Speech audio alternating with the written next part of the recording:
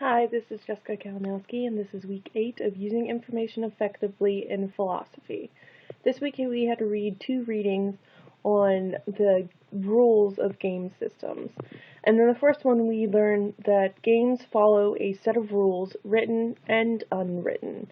The written ones are, of course, like in tennis where you can't shoot the ball outside of the lines, otherwise it's a foul. And commitment to rules are never ultimate. Say, for instance, an unwritten rule, like moral rules, can supersede those of written rules. So if a written rule, demands that a player injure or kill another player, and that goes against the first player's moral rules, then they can supersede that and not commit to that rule and still be playing the game. Rules can be drawn at 2 extremes. The written rules can be drawn at 2 extremes. They can either be too loose, which means that the game is too easy to win and the player will just quit after a while, or the rules are too strict and it makes it impossible to win the game, so once again the player will just give up and move on to another game. The objects of the game system from the first reading are the goal, the means of achieving the goal, the rules, and the illusory attitude, which he has defined as the desire to play. So you can't play a game if you don't want to play a game. And he defines the term play many times throughout the reading, but the simplest one he gave us was playing a game is a voluntary attempt to overcome unnecessary obstacles. So a lot of the written rules and unwritten rules are inefficient in means of completing the game. However, it makes the game a game, so to speak. So, for instance, when you do track, it is inefficient to just run all the way around the track to get to the finish line, but that follows the rules. If you would really wanted to win, using the most efficient means, you would just cut across the infield and head straight to the finish line instead of staying in boundaries.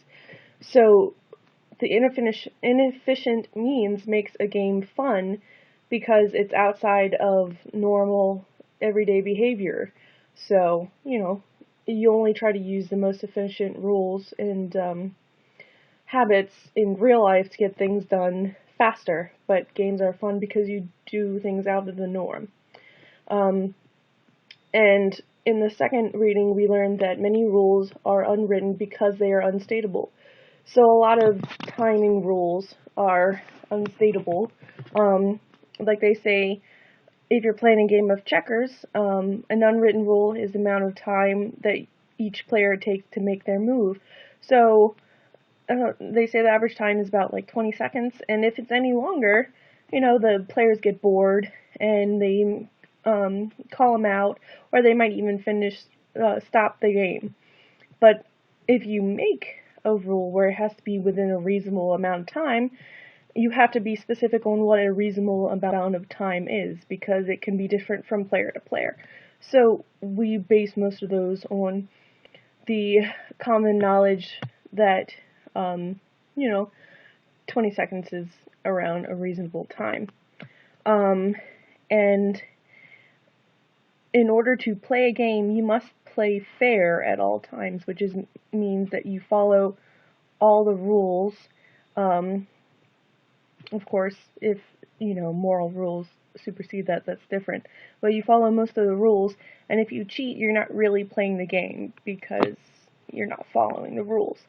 And then another unwritten rule about the games, and along with cheating, is sportsmanship. And he says, Steven Snyderman says that is a uniquely human aspect where we if a loser loses, they don't, chop the other one's head off or try to kill the other person in the middle of the game in order to win the game.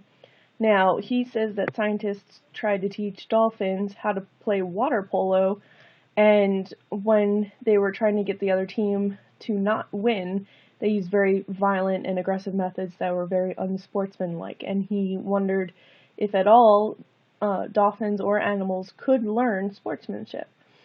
And I doubt that, I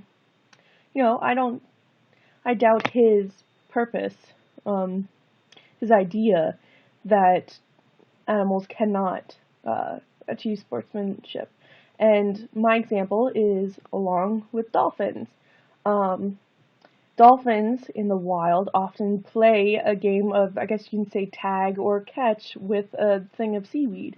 They simply take it off, bite it off, I guess you can say, and grab it with their fins and swim around and have perfectly fun times with that. And that's one instance in where they initiate a game and there's non-violent methods of sportsmanship. So that's all I got to say for this week. Thank you.